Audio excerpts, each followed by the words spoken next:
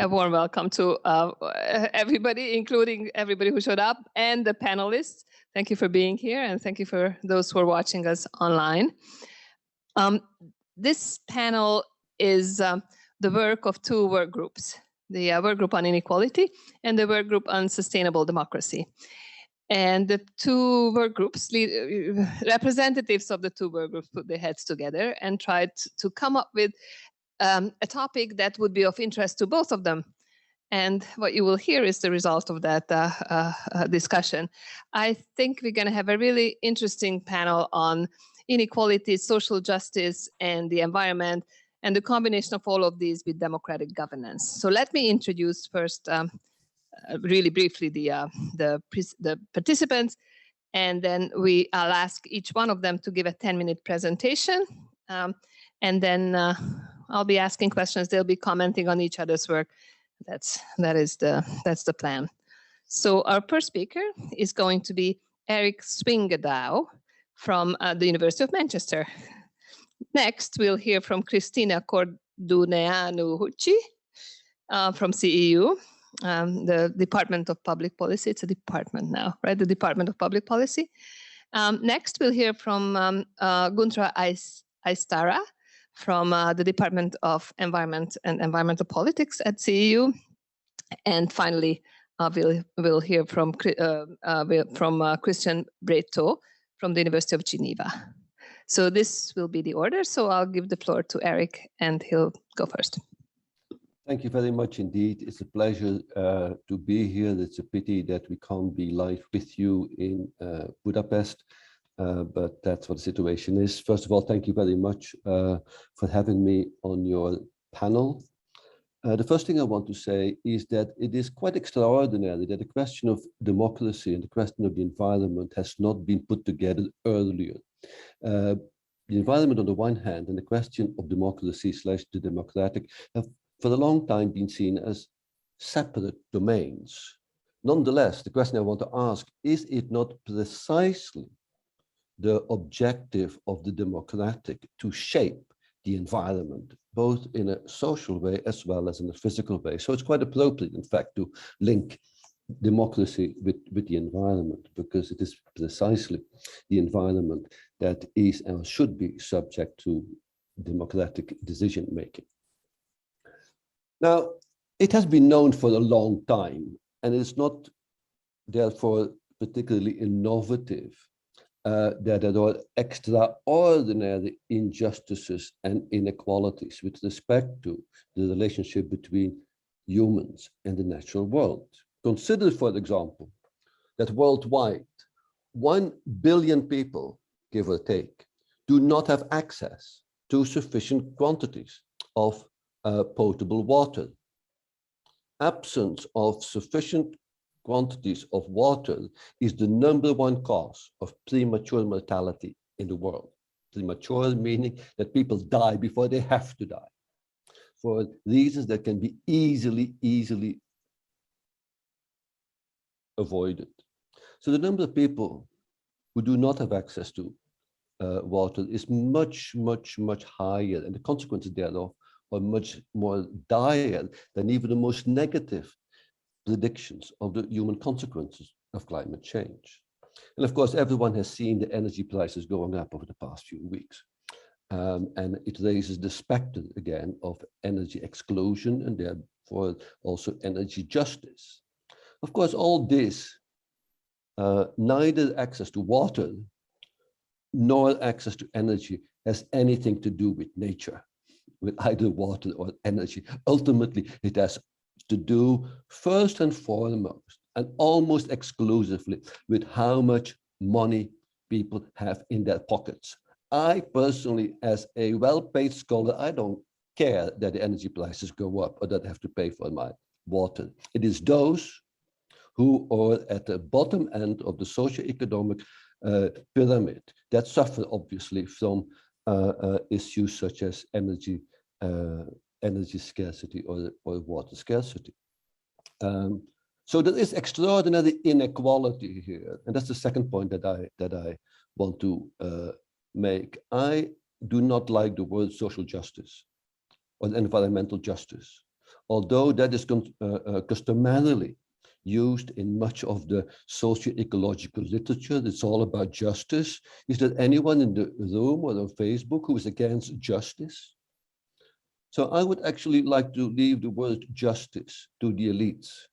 It's the elites that can quibble over what is considered to be just or unjust. I am much more interested in the democratic notion of equality. Because obviously democracy and the democratic has to do with the principled assumption of equality. If you start thinking about the question of political equality with respect to the environment, you of course get a completely different perspective and a completely different outlook. So far I mentioned basically the distributional aspects, access to energy or water. Of course, that distributional aspect is very closely aligned with ownership. Who owns the water? And as we know, over the past 20 or 30 years, that has been subject to processes of neoliberalization, privatization, and commodification, which of course made access to water even more subject to money power than it was before. And the same question can be asked about energy. Who owns energy? So that there are all manner of socio-ecological injustices out there does not need further discussion. That is a fact that has been established time after time after time again. We don't need to dwell on that any further. But what we can talk about and should talk about is socio-ecological inequalities and the democratic principle of egalitarian access to socio-ecological or socio-environmental amenities. Now, the question of democratic equality is, of course, one of universalization. And here I want to take issue, thirdly, I want to take issue with the way in which environmental inequalities / injustices are associated with particular things, like water, like energy, green spaces, healthy environments, etc. I think that is deeply problematic. It actually puts the order of the decision-making process upside down. We are not going to be able to address the questions of energy, water, or other injustices or inequalities by taking such a particularist look. The only thing that does, and we see that in the literature too, the only thing that such a particularist view or perspective does is it leads to techno-managerial adjustments, which never address the fundamental question of universalization. Take the example of Europe. When did and how did in Europe, the global north more generally, when did universal access to water, universal access to energy, universal access to health, universal access to education, many of which are now under threat, when did that come about? Well, throughout the 20th century in the context of universalizing procedures of democratic equality. It was through the struggle for universal equality that a whole range of particular issues, health, water, education, etc., became subject to considerations of a more egalitarian distribution and a more egalitarian access. So the point that I want to make, and I'll start concluding now, is that the particular ways in which very often the question of the environment is addressed leads to forms of depoliticization, which moreover then lead to overemphasizing techno-managerial adjustments, which then fundamentally keep the existing socio-ecological inequalities and injustices intact. I'll finish with an example of that. The dreaded word sustainability, which is also in the title of this workshop, of this panel. Of course, again, I don't know anyone who is against sustainability. The question is, of course, sustainability of what and where. Now, let me take one example. In our attempts to produce sustainable cities, particularly in the global north, there's today a lot of emphasis on energy transition and on shifting our mobility from fossil-based mobility to electrical mobility. The electrical vehicles these days, to name just one example, wind farms, are elevated to the dignity of the techno-managerial solution to produce smart, healthy, and sustainable cities. Now consider, to take the case of electrical vehicles, that the lithium batteries upon which this technology is based is wreaking socio-ecological havoc in the extractivist mining regions of Chile. So the way in which in techno-democratic configurations we try to buy our sustainability, we're actually directly producing the unsustainability of other people elsewhere, undermining their very access to healthy water environments, etc. Again, it's only by politicizing questions of the environment and the sustainability in a democratic, that means in an egalitarian manner, that we can move away from the depoliticizing ways through which we try to address these important issues today. And by doing so, I think we can begin again to foreground what has been forgotten for a long time now, that the democratic is about asserting the principled axiomatic equality of each and everyone, and that it's not just about democratic governance and its associated institutions and management principles, however important they are, but that it's also about insisting on principled equality. Because if we do not do so, then we will see more of the kind of non-democratic governance institutions of the kind of countries where you are sitting now in Budapest. I'll leave it with that. Thank you. Thank you, Erik. That was certainly thought-provoking. So let's move on to, I think, Cristina. Cristina, your turn. Can you hear me? Yes? Yes. Okay. Thank you very much. I have to confess, I probably have less expertise in water and energy than my distinguished co-panelists. My perspective will come from development and political economy, and of course, water and energy feature big in this particular agenda. I can only agree with what has been said before, and this was actually my starting point. There is nothing non-political about water and energy, and it's a mistake to think of it as a technocratic issue. Many international agencies, many governments try to posit access to water, to energy, again, as a very technocratic act, as a very non-political, depoliticized managerial act. It is not. All the stories, all the scientific evidence that we have from development work are showing us that every time we add an adjective to something like water, access, affordability, quality, and so on and so forth, we basically unleash the beast of politics, we unleash the lobbies, the interest groups around that, the ordinary citizens that don't mobilize because we know that there are collective action problems. And because of that, something that is supposed to be a public good ends up not being delivered.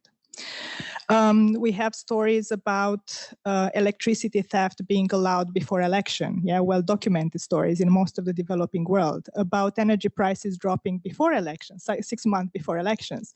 We have the story of South Africa that guaranteed the right to water and enshrined it in the constitution. That's certainly not an apolitical act. It's very much related to post-apartheid politics. And it's not that its success is guaranteed. There are many problems at the implementation stage, but there's just to give some examples of how political the business of access to water and energy is. That's my first point, and this very much continues the train of thought that, that Erik has very nicely articulated. My second point would be that these are domestic inequalities, yeah, about power players, interest groups that block reforms, and ordinary citizens not mobilizing. But I think that the problem, in my view, is that we have nested inequalities out there. We have domestic inequalities, but then we have these global inequalities, especially when it comes to energy and the environment, right? We know that the largest producers of greenhouse gas in the world are actually the developed countries, yeah, and the emerging powers, let's say, the emerging economies like China and India.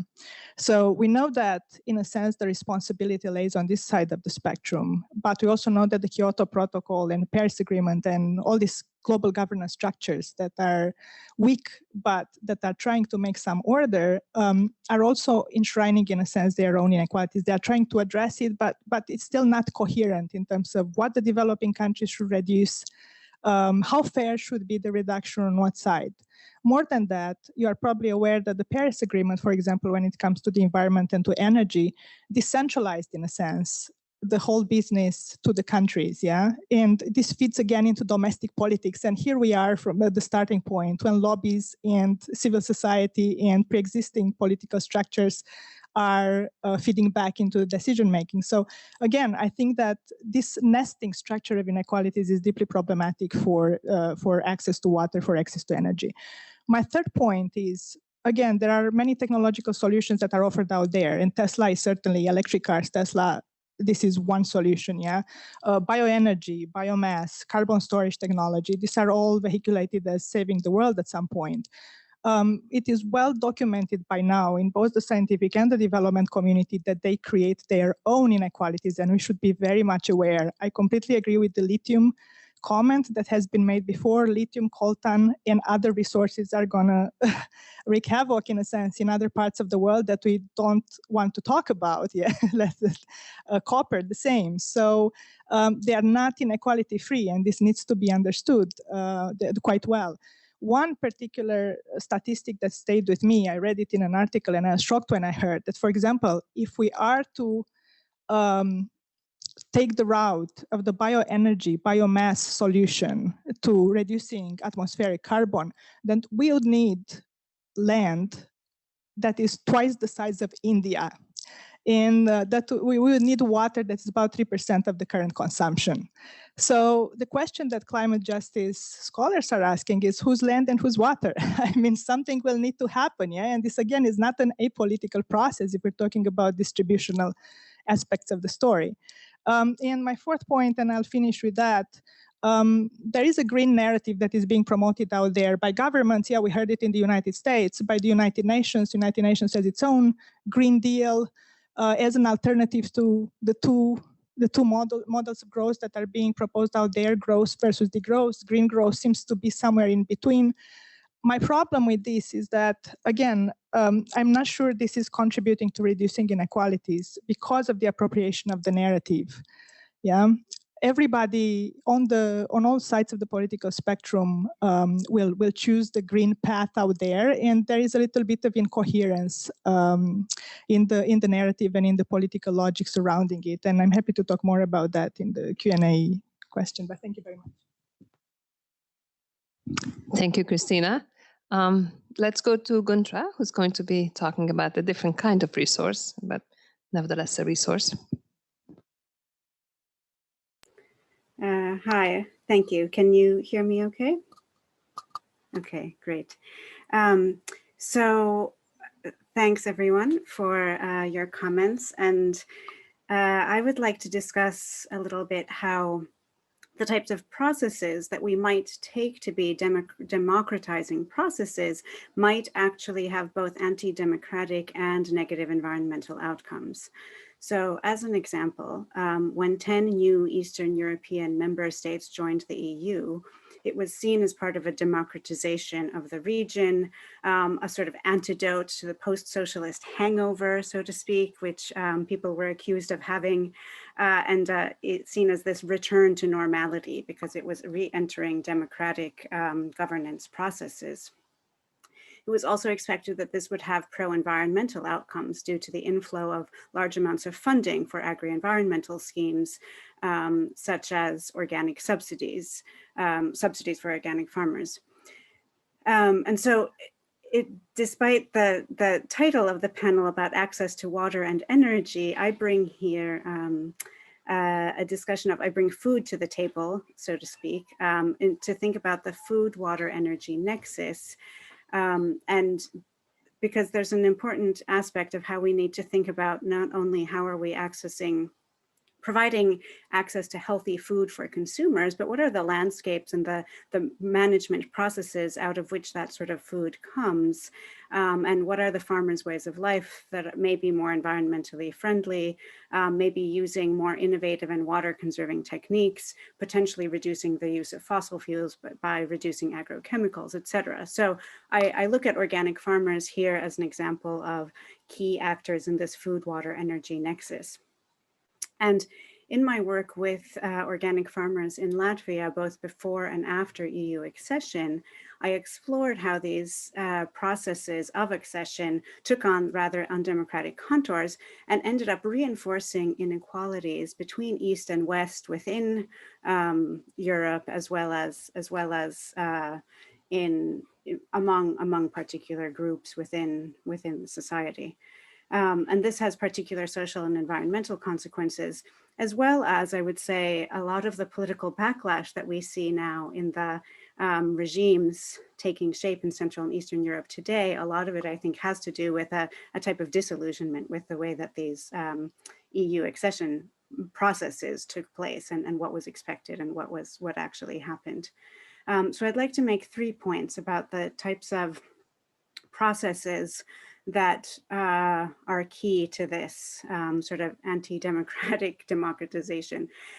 So one is what could be called cacophonous harmonies, in that EU accession requires harmonization of laws, and that sounds very nice and well, harmonious, but actually it can be quite the opposite because of the types of power dynamics that happen during the negotiations, the cultures of negotiation that come into play, as well as the way in which financing gets, for instance, the types of subsidies available to farmers and organic farmers were phased in, but the price shifts were not phased in. So there was a way in which there was this reinforced inequalities, not only between people, but also between regions. Also, this harmonization of laws to fit the EU actually took place before the population was asked to vote in a democratic referendum on whether or not to join these institutions. So entry was always a foregone conclusion in many of these countries, certainly in Latvia, and democratic debate about it was really suppressed, and even to the point where anyone daring to question joining the EU before joining the EU was called a communist, and that the old sort of Cold War dynamics really got reinforced there as well. The second point would be conventional wisdoms, which is the way that these sorts of international conventions influence knowledge politics and subjectivities of people who are actually trying to do some more environmentally friendly things. So organic subsidies often ended up, because of the way they were implemented, excluding some of the most diverse and innovative practices. For instance, there was a farmer who was specifically trying to conserve water in his farm that he would otherwise have to bring by tractor to his cattle or to irrigate his fields for the fodder.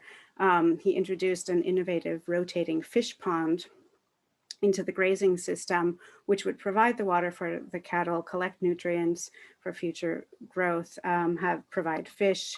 And in the end, he wasn't able to qualify for receiving the agri-environmental payments because the system didn't fit into the neat boxes that were the conventional wisdom of what counts as good organic farming.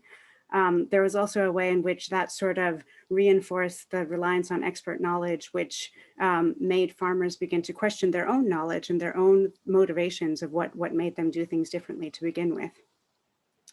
And the final point I'd like to make is that, returning to this word justice, so what I observed in my research is that there's justice traps, I would say, that there's tensions between, so in environmental justice, since Schlossberg, we've always thought that there's this holy trinity of recognition, participation, and distribution that must be achieved. And yet, often the tensions in social movements, like organic farmers or others who are actually trying to achieve these, are specifically over the strategies of how to achieve these simultaneously or in order or any other way. And what happens is that these tensions can divide movements. There's this an overemphasis on any one of these elements at the expense of others can lead to these kinds of traps where, in the case of these organic farmers, if they relied too much on trying to achieve recognition of their way of life, they could fall into this stereotype of the essentialized peasant, which easily leads into these sort of nationalist discourses and other things. In the case of participation, overemphasis on this idea of participating in these new democratic processes can lead to the depoliticization and bureaucratization, the sort of NGOization phenomenon, or reliance on too much on distribution of the benefits that they now would have access to can transform farmers into these neoliberalized producers, which then makes them only economic actors rather than more sort of holistic, a more holistic identity of people living in the landscape and interacting with environmental elements there in ways that may be a model for others. So all of these, any of these traps, of course, can lead to democratic deficits, and that was, I also observed that in the way that movements splintered and thus lost effectiveness to continue doing any of the things that they were doing. So to conclude, the types of outcomes that can occur is that, in this particular instance, I think there was a sort of geopolitical putting of the new member states in their place at the internal European periphery as providers of raw materials, as the sort of followers of rules.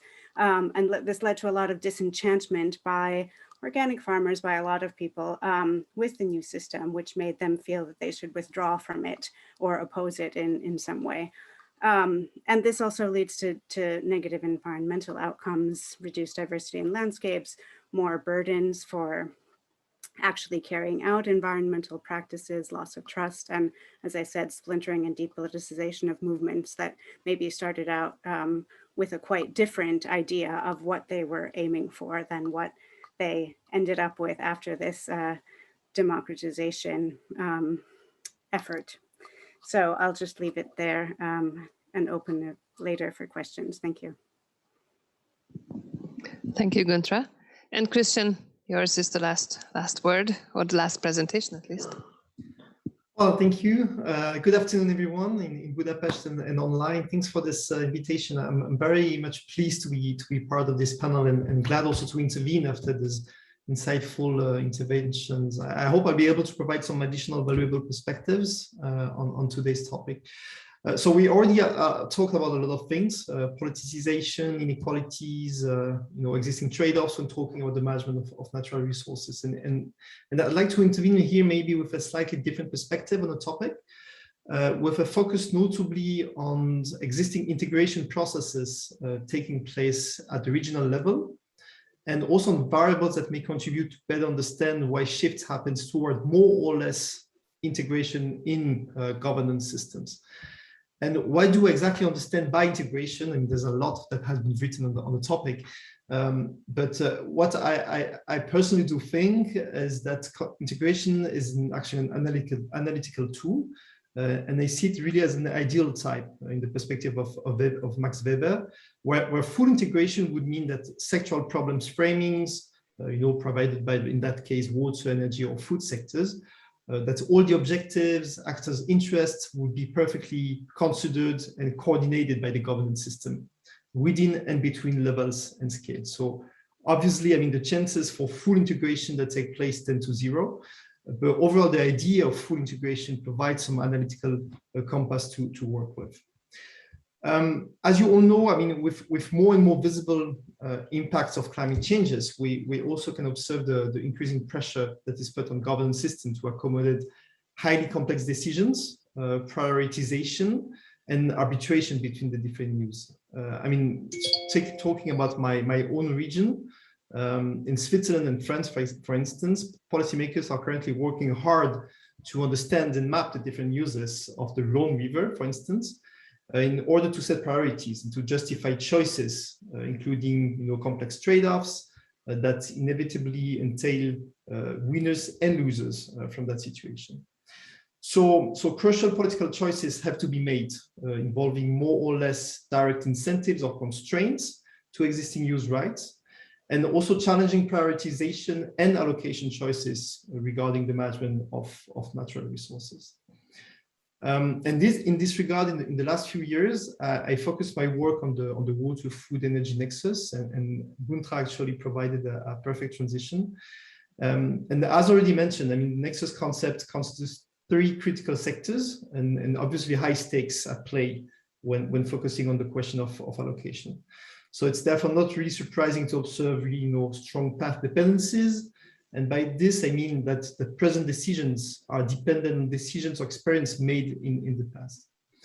And such dependencies actually are a heritage from a world revolving around perspective of water allocation that has long been driven by engineering and centralized perspective, as well demonstrated by the extensive work and historical analysis of Erik notably. So path dependencies tend to narrow down, the number of options for making the existing governance systems evolve in this new context of rapid changes and impact. And in the water, food, energy discussion in particular, I mean, power relations are everywhere, despite some approaches tend to depoliticize the concept and some scientific production as well. And you have those power relations both within the horizontal scope of integration, meaning between the sectors of activity, but also within vertical scope of integration, from very local to the international level. So in this context, I'd like to say a few words about some lessons learned derived from a research project that we led at the University of Geneva. The project is called Linked Indicators for Vital Ecosystem Services, or LIVES. And this is a project that focused on the political dimensions of the water, food, and energy nexus, notably through the analysis of knowledge co-production processes. We mainly worked in the Mekong Basin, in particular in the Mekong flooded forest landscape in Cambodia. As you all certainly know, I mean, the Mekong River Basin is facing tremendous challenges related to its use, dams building with related impacts on water flows, ecosystem and riparian inhabitants, and also possible changes of food paradigm materialized by the reduction of fish stocks and the necessity to complement the needs with other food sources. You also have ongoing narratives, notably at the states level, related to the Mekong, that consider the Mekong as the battery of Southeast Asia. So the question of allocation is mainly driven by concerns related to economic growth and hydropower production. So in such context, we focused on the analysis of existing triggers, pushing away or moving towards what we call full food integration, still as an analytical construct. And so with a set of stakeholders that represent a set of different scales involved in the landscape, we applied a participatory system dynamic modeling method, notably causal loop diagram, which is a method that allows to identify the different variables of a complex problem, to identify the different interlinkages in their nature, as well as the possible feedback loops that may exist along what could be called a chain of production.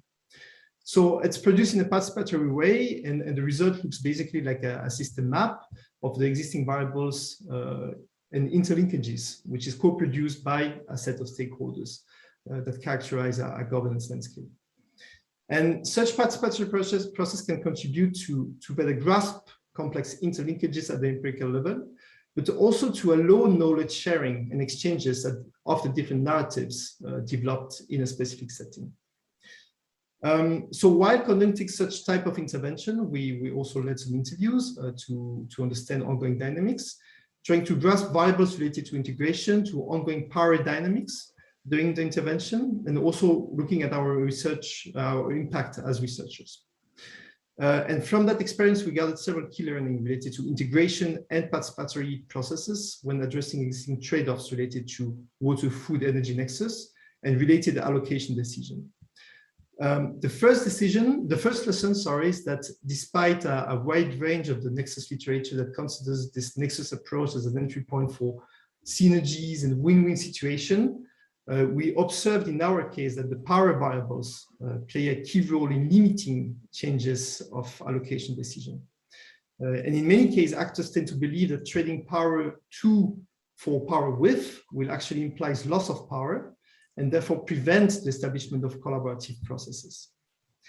Second, while we recognize the power of path dependencies and the difficulty to impact the hierarchy of power, we observe that working on vertical and horizontal integration processes, making the different levels and scales interact through co-production processes, tend to contribute to an evolution of viewpoints related to allocation, which does not necessarily mean an effective change in policy, but can change the way specific problems are framed in the setting.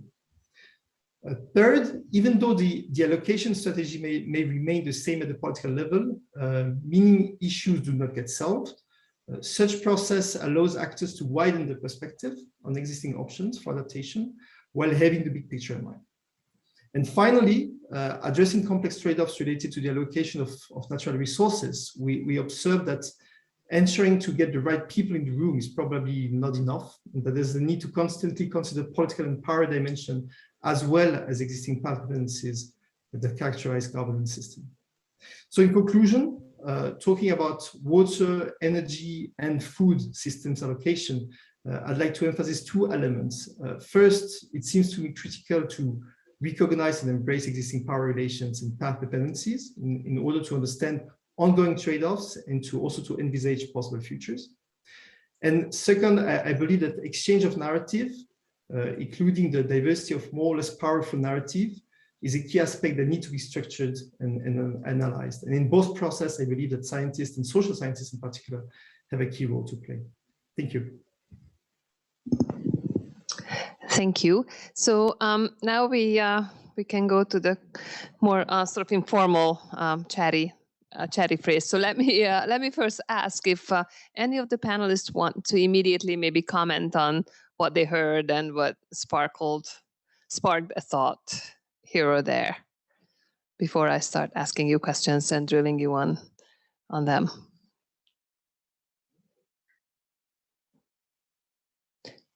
No, you'd rather have questions. Okay. So let me ask you this then. One of the issues that came up, and that came up in our discussions, is this concept of social justice versus inequality. And in inequality research, which is where I'm coming from, the term inequality, social inequalities, that is what sounds sort of very technical. And social justice is something that people typically think of as encompassing sort of an overall, thrust towards more egalitarian and just societies.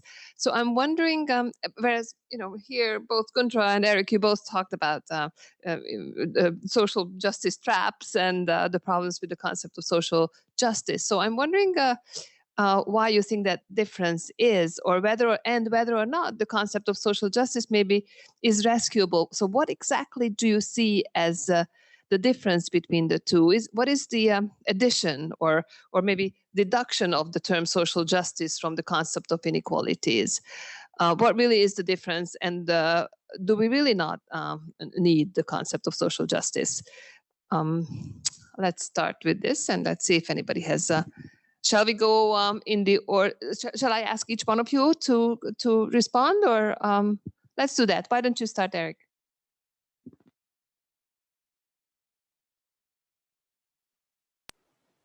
Erik, you're muted. Thank you. I don't see equality very much as a technical term, although I do concur with you that in the social science literature, it is indeed often the case that equality is reduced to a set of data indicators.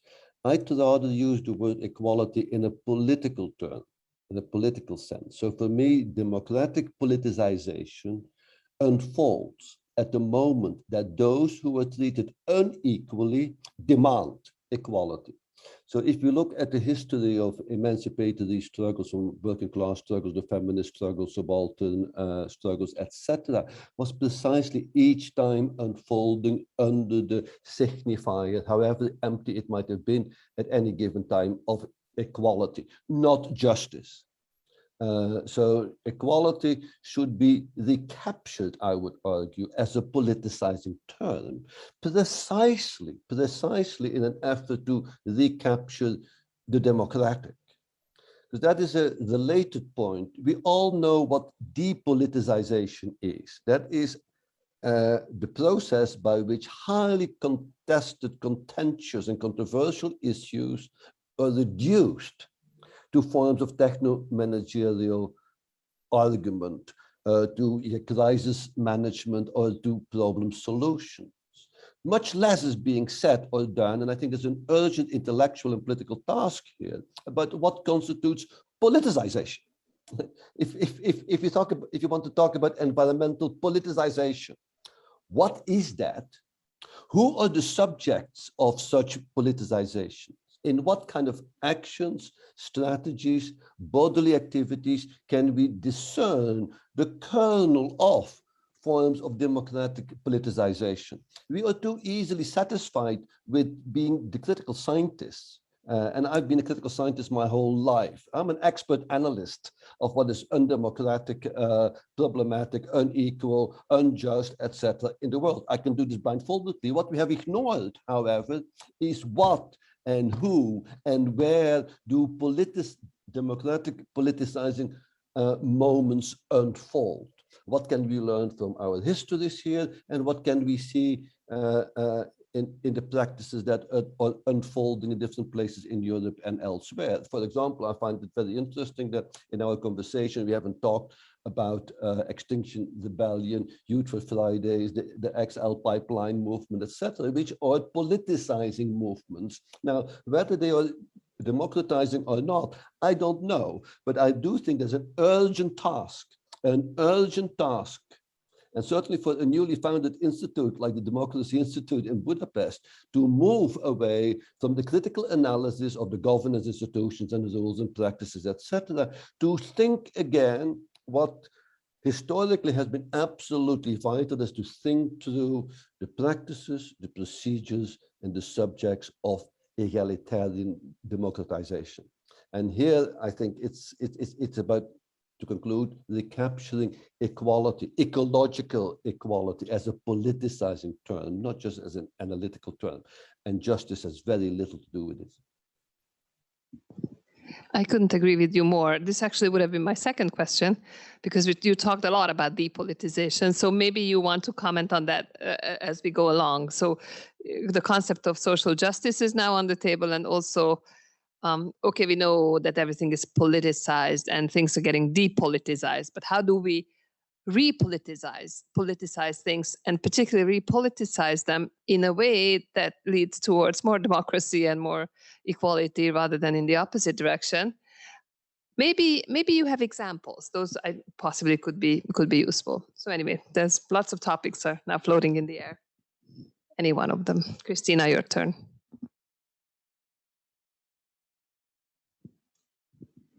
Sure. I'm not sure if I should tackle the first question or the current question, or both, or just either one or both. Well, yes, thank you. Yeah, this very interesting distinction between justice and inequality. I mean, I feel that this is the raw material for a full seminar, right, in political theory. To me, justice is always normative. Inequality is something that I can empirically trace. Yeah. So in a sense, it's very convenient for me as an empiricist, as a social scientist, to work with inequality. I feel that step number 2, based on the implications of my study, my findings, is the call for justice. I would agree, however, and this ties to the second question, right? Depoliticization. I would agree that perhaps it's the saliency and the urgency of the issue, especially when it comes to environment, that at some point, even for social scientists, would cause the jump from empiricism to advocacy. You asked, Eva, for examples. Yeah, when do things, how can we politicize? How can we put politics back? I think we can't as analysts, right? Again, going back, I think that we are critical analysts. We can observe that politics is around, that politics determines an outcome, but we can't really inject politics back. I do think, however, that the tragedy of commons that we're in, especially when it comes to the environment, will make the changes so pressing, so urgent, that they will politicize the debate.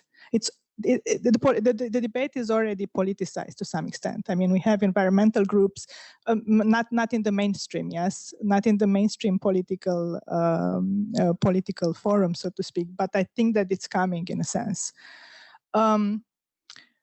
Perhaps I'll stop here and then I'll intervene later. Yes. Let me just correct myself that I didn't mean that we as analysts would insert those factors, but I meant more like, what can we where do you see them, and what kinds do you see? Of course, that's the other interesting question. Yeah, Guntra, you're next. Okay, thanks. Yes, it's an interesting distinction and an interesting discussion, and I would say,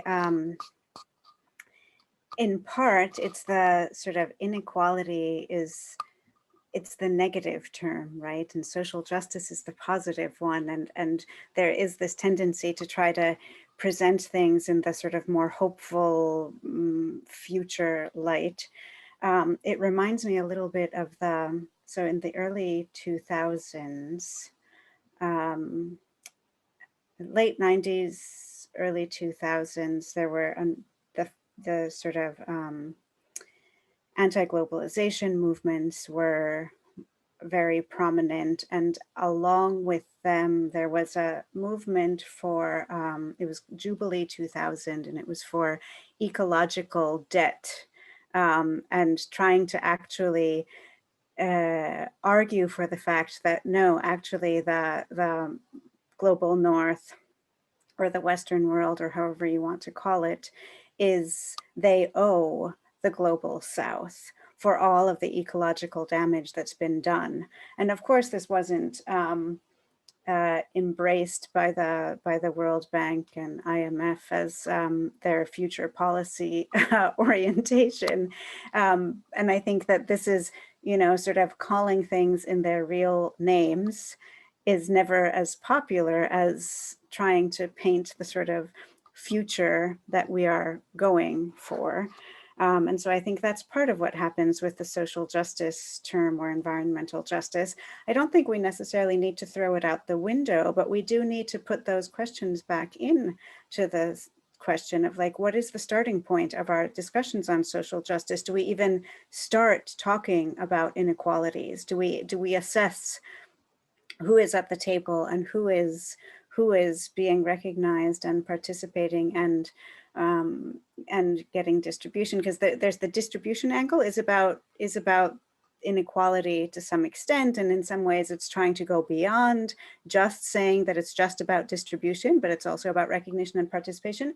But I think that in that triangle, we often lose sight of the inequalities, and we start out with a sort of more flat starting point rather than emphasizing that there are these inequalities which maybe come with a historical legacy to start with. And yes, I think the examples of Extinction Rebellion and all of these movements, which are now being heavily policed, is a great example of who is trying to repoliticize and how quickly mechanisms get invented to squash, to repress, to troll, to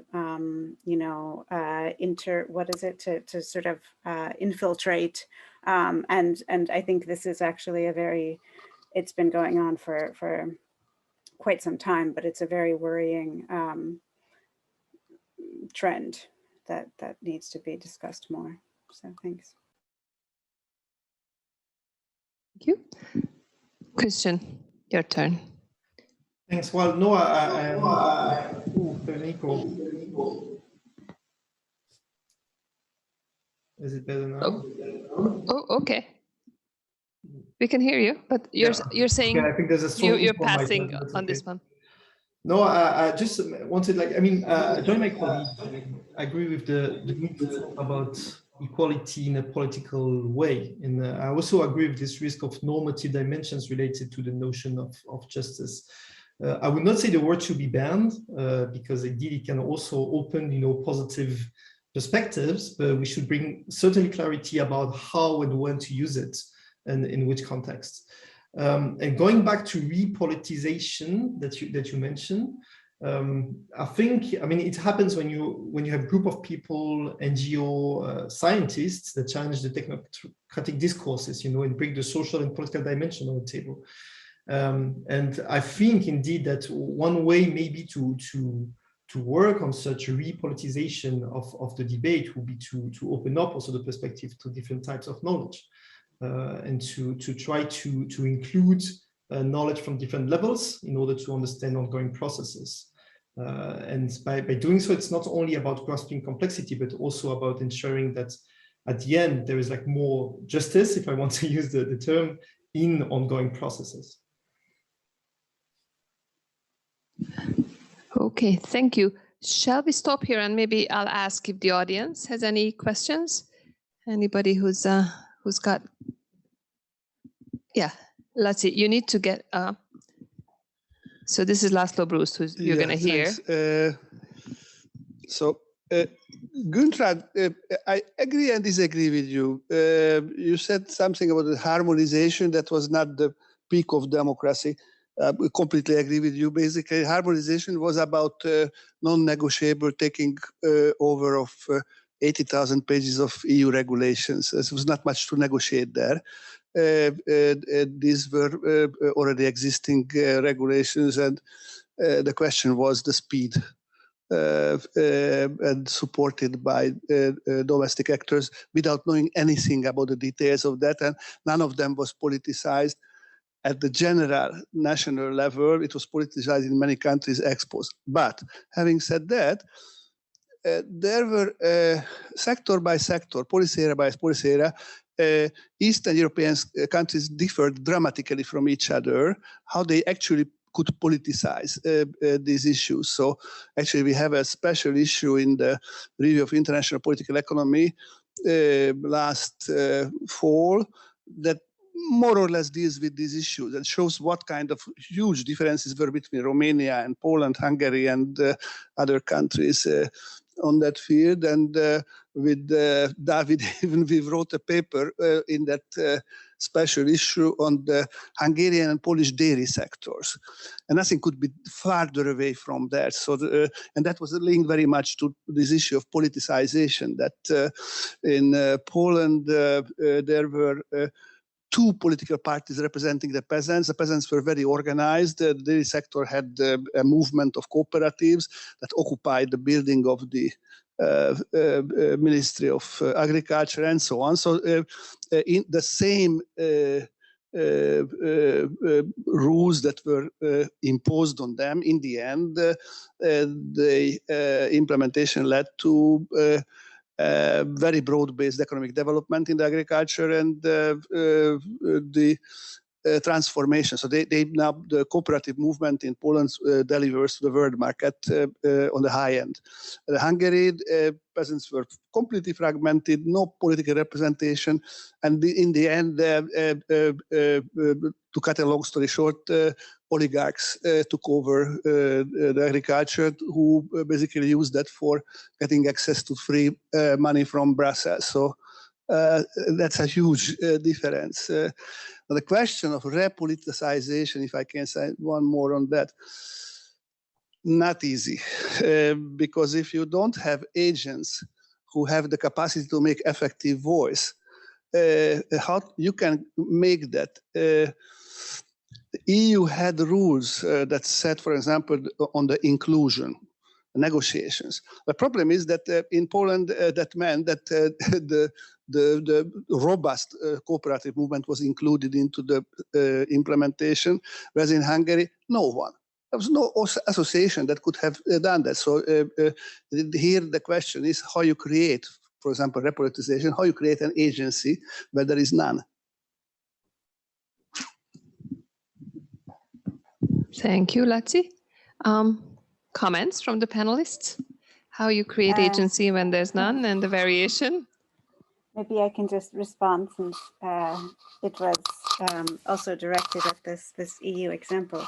I would just say I think that there's what would be very interesting to see now is what forms is the politicization taking in these different countries. I actually think that what we saw in Latvia is that there was no discussion, no debate, no political movements surrounding EU accession, and especially by the farmers in the beginning, but it grew over time. And so in 2012, there were some protests which happened because there was a very clear sense of injustice, which was it was a very specific moment. It was seed growers who were accused of illegally selling seed that wasn't registered in the European Common Catalog. They'd been selling these seeds throughout the Soviet era, throughout the post-Soviet era, and into the EU, and suddenly they were accused of doing it illegally. And this was seen as so absurd and so sort of against everything that was supposedly what the EU was supposed to bring. And there was a very interesting moment where there was an immediate and highly politicized response, quite small, but also in social media, quite vigorous. And it actually led to this finding this space in between, where there was an effort to change the Latvian legislation that would still fit the EU legislation, but create a space for this practice, which was seen as sort of locally and environmentally important. And that, I think, is a really nice example of how politicization can happen, even when it seems like, I mean, it seemed like there were no agents, but suddenly, because there was this very precise sense of an injustice, there was this sudden eruption, and that surprised everyone so much. If they'd been protesting every day, no one would have taken them seriously, but suddenly there were grandmothers on the street, and they said, oh my God, what has happened? And there was this sudden response and a very interesting sort of compromise solution found. So sometimes maybe the injustices help get us to those points. I'm not promoting them, but I think there's sometimes more agency than we think.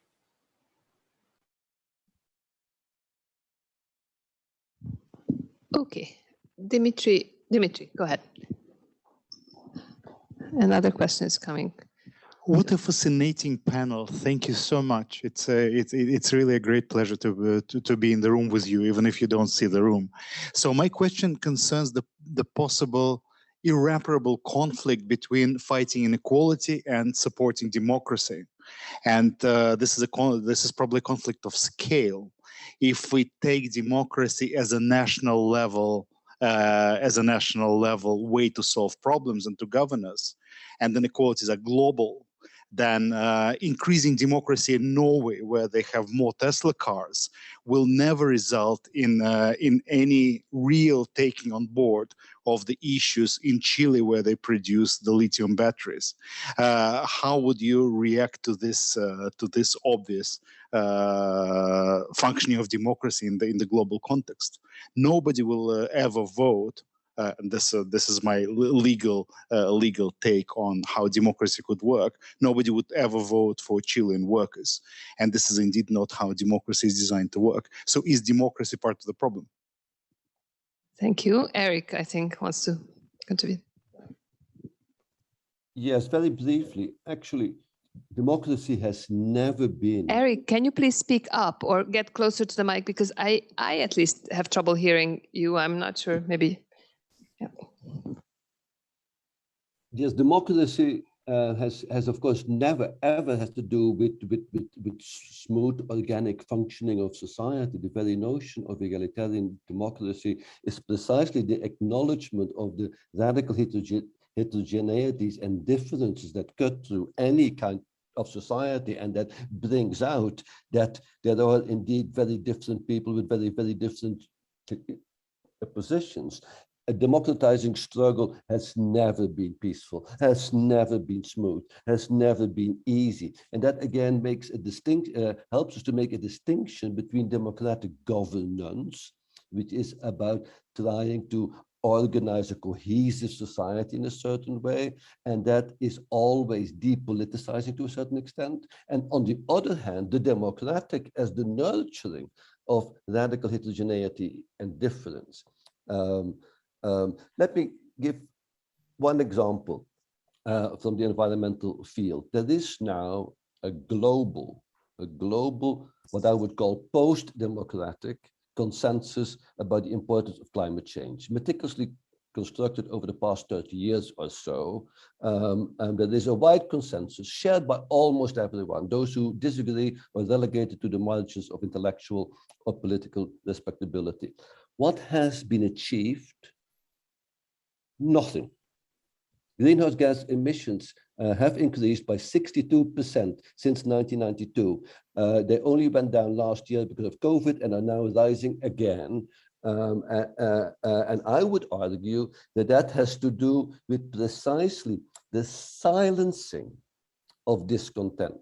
And here I think the role of the academic again is absolutely vital. We cannot politicize things. That's true. But we can speak to the truth, which is that socio-environmental injustices have first and foremost to do with who owns, under what conditions, the non-human environment. Pure and simple. We also know that socio-ecological destruction and its associated injustices and inequality are associated with unrelented economic growth and expansion. And that has to stop, as the degrowth movement and academic people keep on saying. Thirdly, that therefore the only way I would argue in which a more equitable, democratic, and ecologically sensible association or link with the non-human environment can be produced is through making the non-human environment a commons of a certain kind. Take it away from private ownership. Now, I very rarely hear esteemed academics make that point, while we all know that is the truth of the ecological situation, and we also know that that structures for the socio-ecological equalities. I would argue that most academics do not have the courage to speak up in ways that disrupts very often the cozy democratic configuration of which they're part. So how do the other academics in the room feel about that?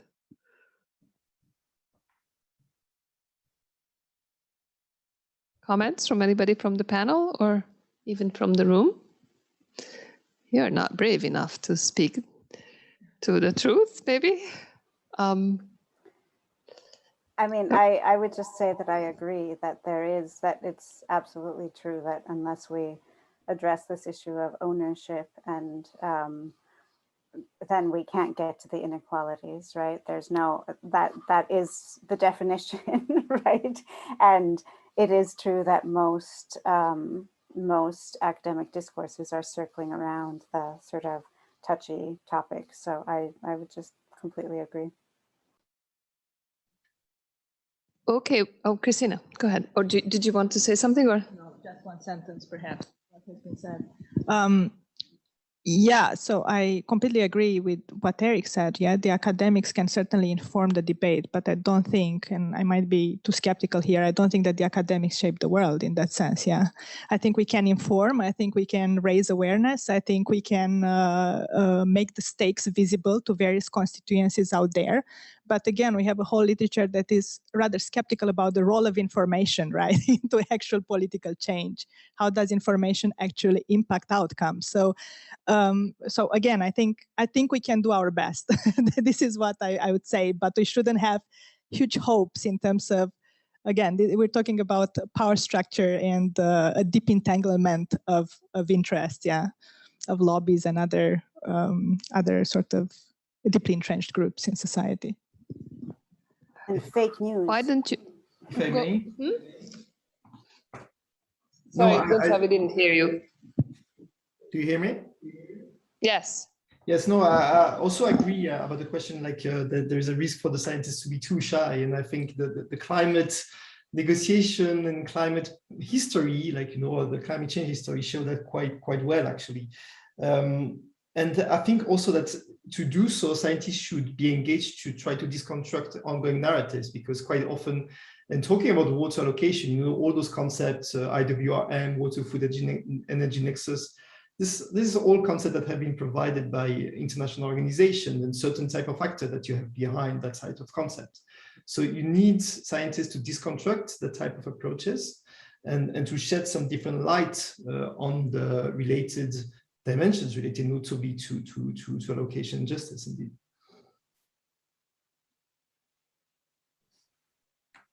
We have another question from Michael Dorsch. Hi, thank you, panelists. I guess one thing that I'm a bit uneasy about with this discussion is it seems to assume that the median voter or the majority of people in a democratic society like actually are willing to trade off commercial well-being and material well-being for the environment.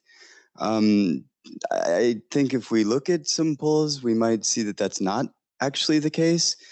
So how do we square this? I mean, we want to promote democratic decision-making, but what happens if the median voter in a democracy doesn't actually care that much about the environment? It's only us who care about the environment. What do we do about that?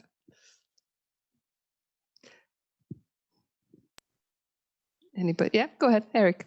Just two things. First of all, I don't think we should equate democracy, and certainly not the democratic, with voting. There is a complex articulation between the ritual of voting on the one hand and the democratic procedure. Don't forget that democratization historically has always been the domain of the few, not of the many, and they never voted for it. That's number one. Number two, what I think is extremely important to understand in the present configuration is that most people have lost any trust in the belief that the democratic system actually empowers them in whatever way possible. That should be recognized. Now look at the voting figures. They're going down here, there, and everywhere. In the UK, often less than 50% actually vote, as is the case in the United States. So most people have completely given up, and those who do vote, as I continuously find when I speak to people in the UK and elsewhere, even if they do vote, they do not believe in any sense that their vote matters or what they want will be taken seriously, because there is nothing left to vote for, which is what most people say, following Gallagher from Oasis, who sang that song a few decades ago.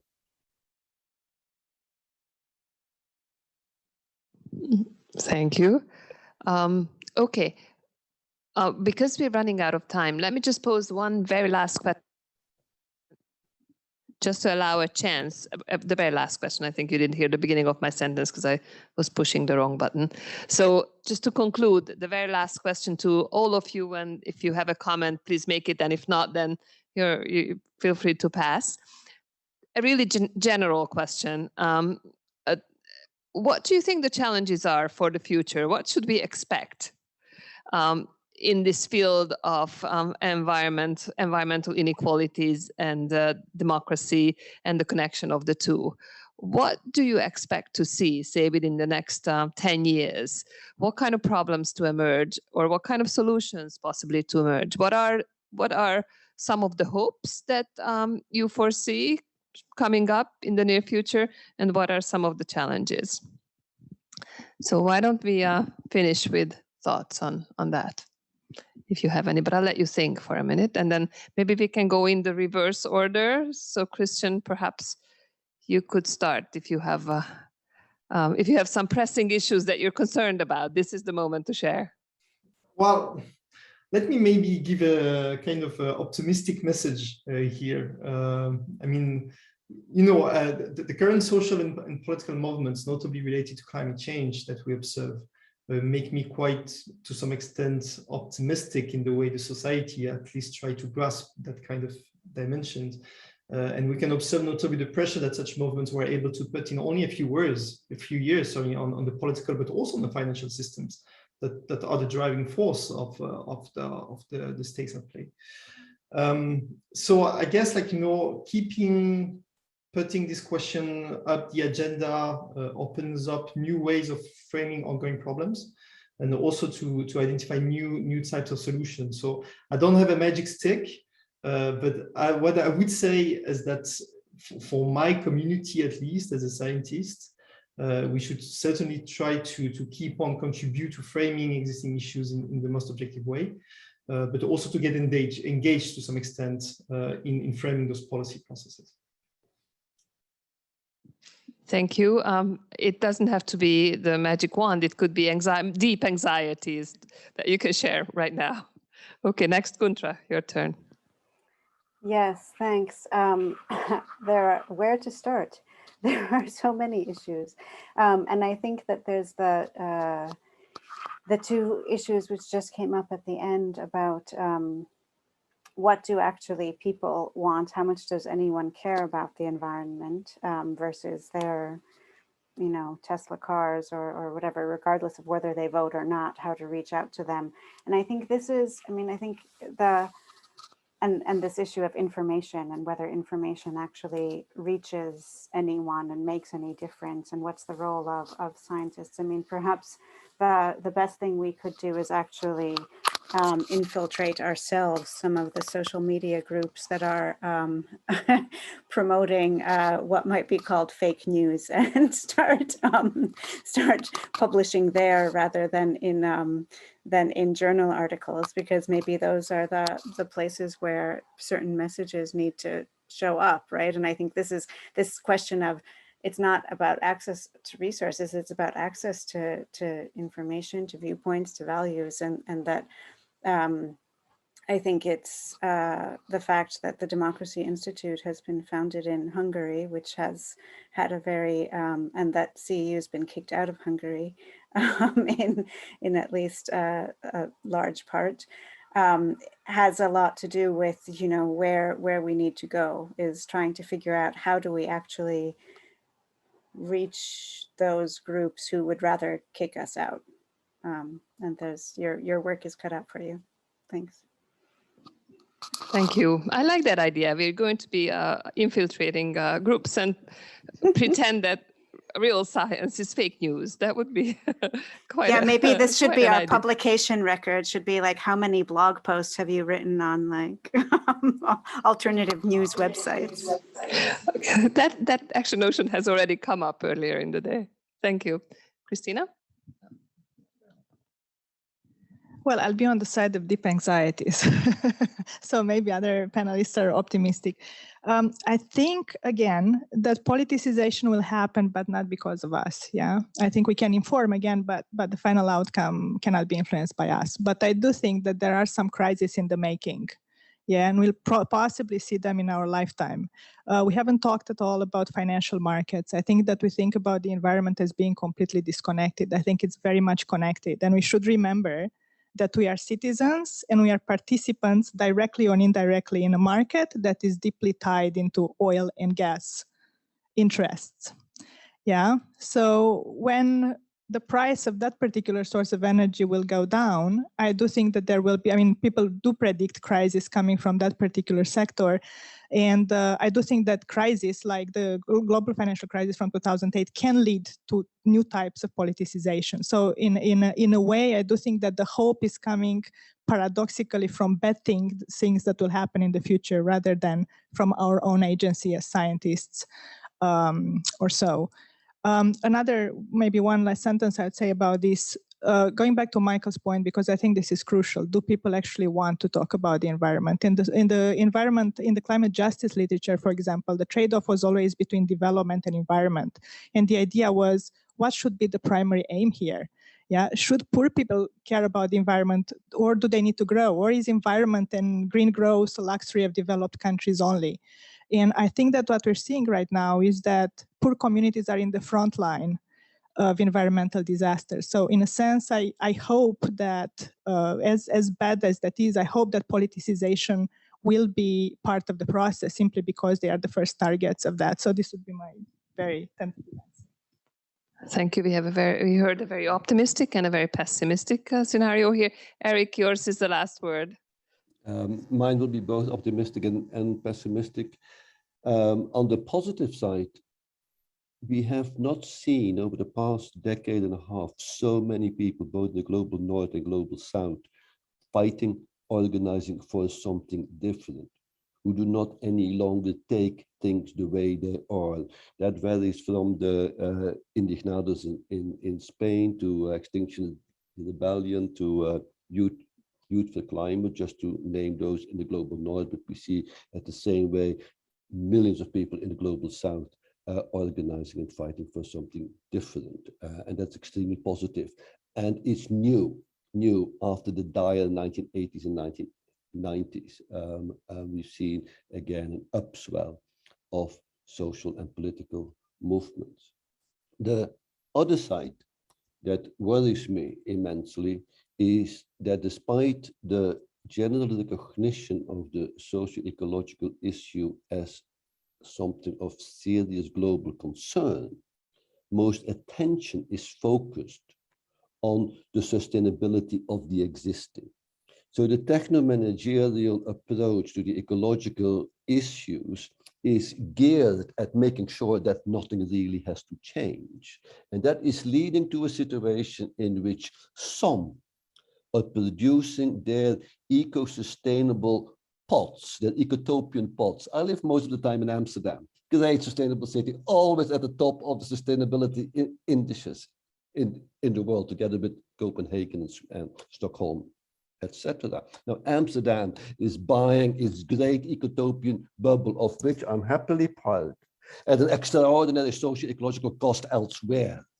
So we see a combined and uneven socio-ecological apocalypse in which the sustainability of some is predicated upon the production of the unsustainability of others elsewhere. And the Tesla vehicle is a good illustration if you dissect its making. Now, this inequality will and is already leading to extraordinary forms of crisis and difficulties. Think of the mass migration that we see happening, which are to a large extent shaped by this combined and uneven socio-ecological development. That worries me. Thank you. So it sounds like we're going to end on that very unhappy, anxiety-ridden note, but that means that we will have to probably continue the discussion. So thank you so much. Thank you to the panelists, and thank you to the audience. And I do hope that we'll keep talking. Thank you. Bye.